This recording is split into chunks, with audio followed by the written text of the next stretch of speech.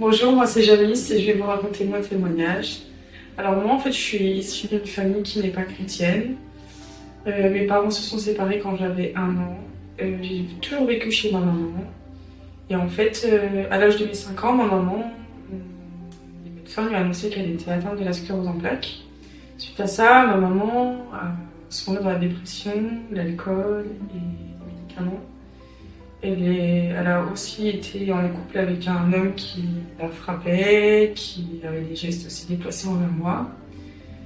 Et j'ai grandi dans un milieu pas stable, où il y avait toujours des cris, des pleurs, beaucoup d'alcool, beaucoup de haine. J'allais pas beaucoup à l'école. C'était compliqué. Et j'ai eu du mal à trouver ma place à côté de ça. Quand j'avais 11 ans, j'ai décidé d'aller habiter chez mon papa en pensant avoir plus de stabilité. Et en fait, mon papa venait de se séparer, et lui aussi, du coup, a sombré dans l'alcool, la dépression. Et je faisais n'importe quoi, je travaillais pas du tout à l'école. J'étais vraiment une adolescente très compliquée. J'avais beaucoup de colère. J'ai eu des éducateurs qui ont décidé de me placer en famille d'accueil. J'ai été placée en famille d'accueil pendant 3 ans. Et à ma 3e année, j'ai rencontré un garçon dont je suis tombée très fort amoureuse. Et ça a vite dérapé. Au bout de 6 mois, la violence, de la tromperie, violence verbale, physique, enfin tout ce qu'on peut ne pas, enfin tout ce qui n'est pas à vivre quand on a 16-17 ans. Il est issu d'une famille chrétienne et c'est sa sœur du coup qui m'a parlé pour la première fois de Jésus. Grâce à elle, j'ai pu participer à des rencontres, au DNJ. Et quand on s'est séparés, je suis repartie dans la vie du monde. On prenait de la drogue ensemble, lui et moi, et quand on s'est séparés, j'ai continué à faire pareil. Donc j'ai fréquenté le monde de free-parties, les boîtes de nuit, les conquêtes. J'avais une vie de débauche, quoi. Je me suis mise avec un homme avec qui j'ai eu ma première fille, qui a aujourd'hui 5 ans. On s'est séparés. Après, j'ai eu une vie à peu près stable, même si j'aimais beaucoup faire la fête. En fait, le côté festif, c'est de famille. Je sortais de temps en temps, je me droguais, c'était vraiment festif. Et puis un jour, en soirée, j'ai rencontré l'homme qui est devenu mon mari aujourd'hui. On est tombés fous l'un de l'autre. Dès le départ, c'était le bout d'1 an, j'apprends que je suis enceinte. On avait déjà parlé bébé avant, et lui n'était pas trop pour avoir un enfant, il n'était pas prêt. Et quand je lui ai annoncé que j'étais enceinte, et pour lui, il avait envie de garder. Et au fil des semaines, en fait, on a su que notre fils était atteint d'une hernie diaphragmatique, dans le coupole gauche. Donc ça a été une grossesse stressante, avec beaucoup d'examens médicaux, beaucoup d'échos.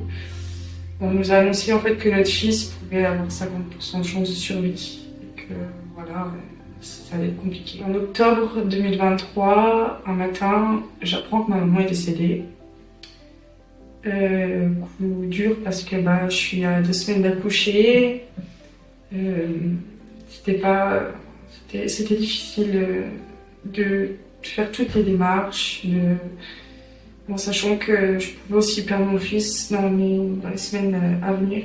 Donc on fait tout ce qu'il y a à faire pour ma maman. Et puis vient le jour où je me fais déclencher. Donc mon fils vient au monde, pris en charge par la réanimation. Il se fait opérer, et puis au bout de 4 jours, encore lâche, et qu'il peut mourir, quoi.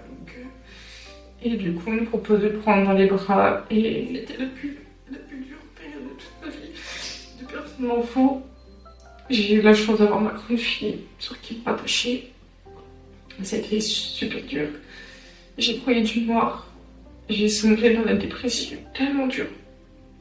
Et puis un jour, comme ça sur les réseaux, je tombe sur une vidéo de Johanna Exploria et les ont dit que c'était un appel de Jésus. Du coup, j'ai commencé à me prier, à lire ma Bible, et puis le Saint-Esprit m'a dirigée dans cette église. J'ai fait la rencontre d'Esther, de David, qui m'ont beaucoup aidé dans mon parcours. Alors autant la première année où j'ai décidé de me convertir, c'était compliqué parce que je vivais le deuil en fait du décès de ma mère, de mon fils, 4 mois après le décès de mon fils, je suis de nouveau enceinte d'une petite fille. Dieu m'a fait grâce, nous a fait grâce à moi et à mon mari. J'ai vite mis ma vie en règle pour le Seigneur.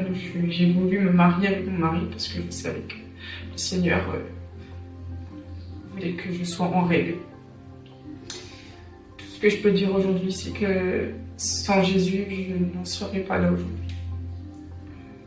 Il m'a restauré, il a fait des choses que personne n'aurait pu faire.